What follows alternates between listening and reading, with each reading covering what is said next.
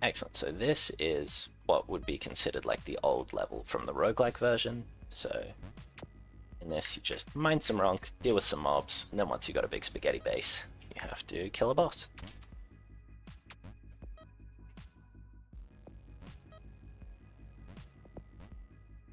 So whilst we got a little bit of time, as this is not too different from the previous levels, it's probably a good time to talk conceptually what I'm expecting this to kind of look like moving forwards.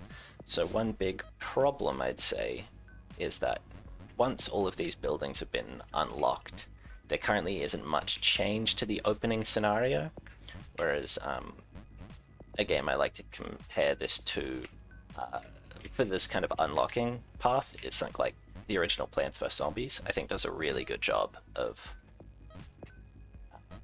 way that you always unlock a new like plant slash tower, which affects how you play in subsequent rounds, as well as new monsters that affect that challenge. And I definitely have a whole bunch of plans for the monsters as well. These are all still the very introductory monsters to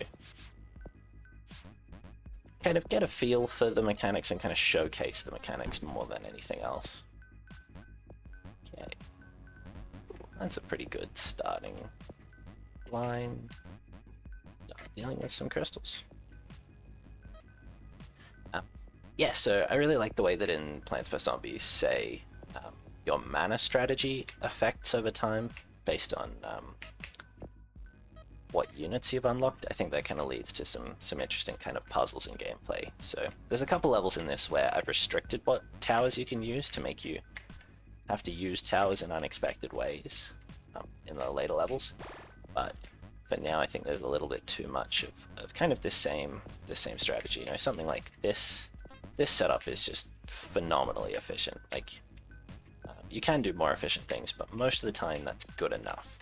So looking at just making just heaps more buildings such that you can kind of adapt your strategy based on what you want to do, and potentially even environmental things like making quadrilles less efficient for whatever reason, or making something else more efficient, I think could be kind of interesting too. But that's all kind of yet to be seen. Yeah, my kind of long-term plan moving forward, I think, depending on how this round of playtesting feedback goes, how the audience likes it. Let's check that in there. Yeah, if the audience likes this kind of style of these kind of quicker levels, infinite lives, you're just kind of trying to play as perfect as you can and as fast as you can.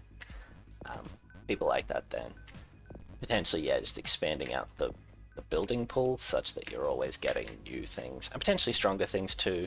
Like obviously the more difficult the game gets, like the more challenging the mobs get, the more you can kind of put in overpowered buildings to offset that.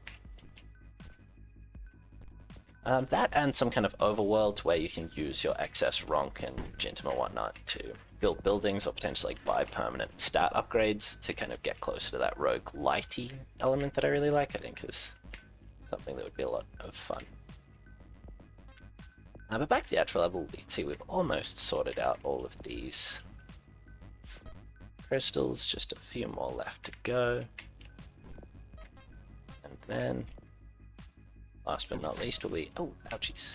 And something that I haven't done this time is I haven't set up any condensers, which means we're actually going to have a bit more difficulty dealing with the boss's damage. Let's see if I can quickly set up a couple condensers here and see if that gets us good enough. As a regular ronk, as you'll see here, does 5 damage, whereas these upgraded ones deal, I think it's a flat 5% per condenser they go through, so just a little bit more. As we can see, we're kind of making light work of the boss.